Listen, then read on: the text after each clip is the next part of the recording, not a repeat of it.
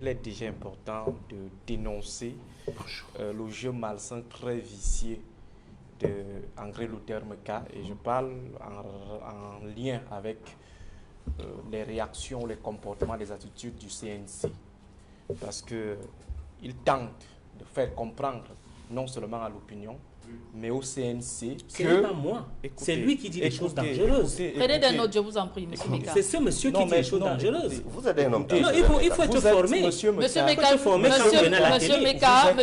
vous en prie, prenez des notes pendant qu'il parle. Ne provoquez pas des fausses émotions sur le plateau.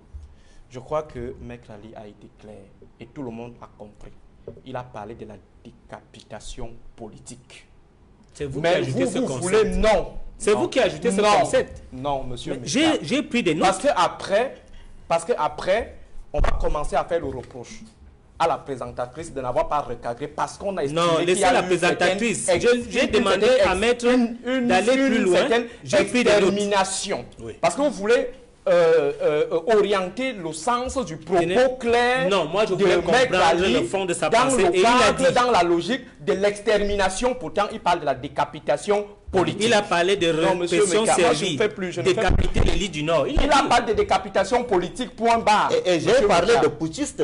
Quand je dis putschiste, je dis que ça veut dire que je parle des gens qui ont voulu renverser un pouvoir légitime par la force. Et monsieur Meka, à aucun moment je n'ai dit. J'ai pris des notes.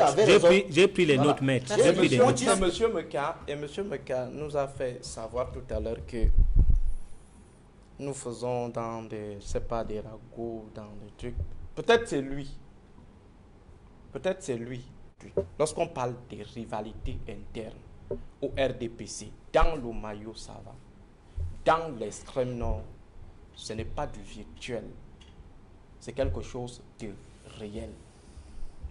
Et nous avons pris le soin de discuter avec un bon nombre d'acteurs locaux. Je vous ai dit tout à l'heure que lorsque j'ai eu le doute sur le communiqué qui interdisait la marche des protestataires, immédiatement j'avais déjà le numéro de téléphone du sous-préfet de Maroua Ier pour l'appeler et avoir l'information.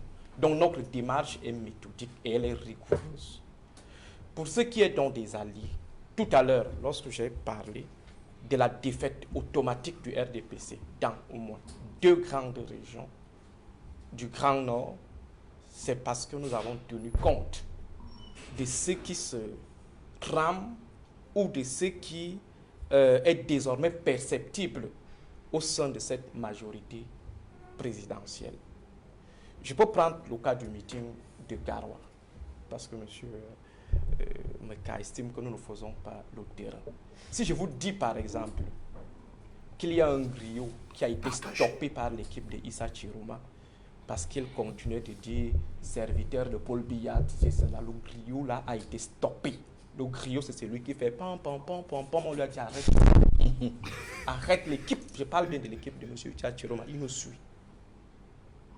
Donc, pour vous faire savoir que, à ce moment précis, que ce soit Chiroma, que ce soit Bello Bouba, ils sont entre le marteau et l'enclume. Que ce soit en interne, que ce soit en externe. Et la personne aujourd'hui qui est bien positionnée, ou le parti politique qui est en posture de divorce, c'est le FSNC. Issa Chiroma, sa base l'accule et il prend progressivement conscience du fait que nous sommes en train de passer un moment très crucial de notre histoire et il doit jouer un rôle important pour ce qui est du Grand Nord. Et M. Issa Chiroma, au-delà de tout ce qu'on peut penser, continue de revendiquer une base solide dans le Grand Nord. Il en est de même de M. Bello Bouba Maïkari. Est-ce que vous avez cherché à savoir pourquoi le gouverneur de la région de la Damawa a écrit au comité central pour appeler les uns et les autres sur la déliquescence du parti au pouvoir du RDPC? C'est parce que davantage, au niveau de la Damawa, l'élite locale de la région demande à M. Bello Bouba de prendre ses responsabilités et l'occupation territoriale de l'UNDP dans la région de la Damawa va de manière crescendo.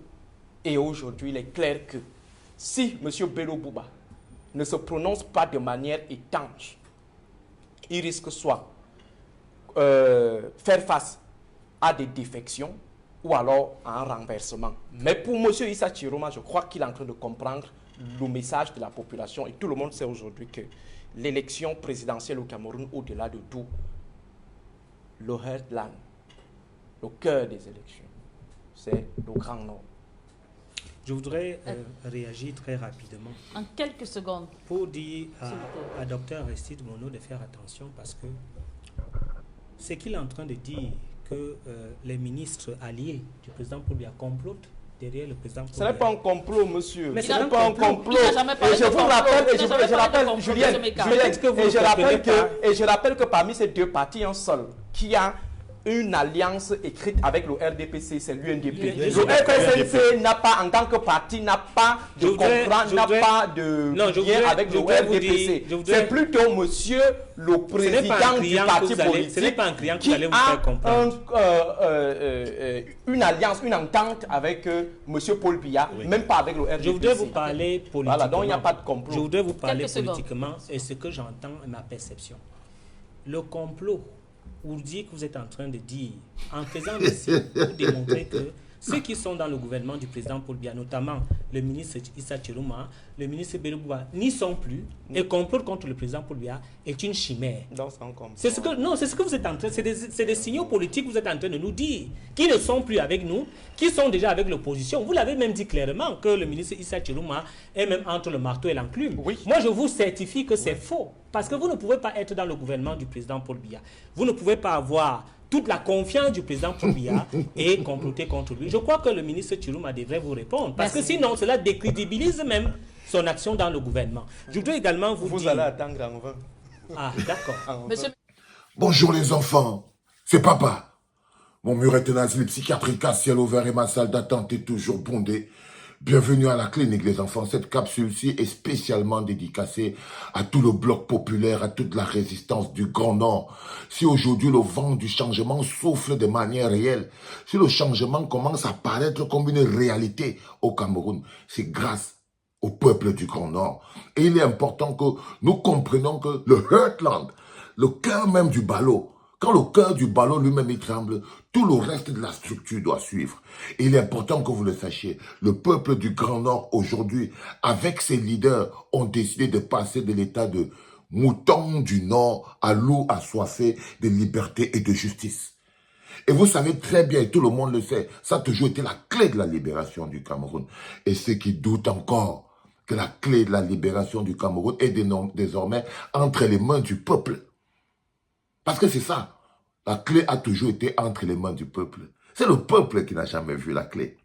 Et ce matin, quand j'écoutais cette capsule du docteur Aristide Mono en train de débrancher le 2 à 5 qu'on appelle André Luther Meka, et quand je l'entends parler des dissensions à l'intérieur du RDPC dans le Grand Nord, j'aime ça. Quand je lis la position de Issa Chiroma Bakari, j'aime ça. Et surtout que j'ai vu encore dans un groupe de l'Assemblée nationale, l'honorable Essomba Bongono, en train de menacer Issa Chiroma Bakari. Ils disent à l'intérieur du RDPC, monsieur André Luther Meka, toi tu n'es pas dans le RDPC.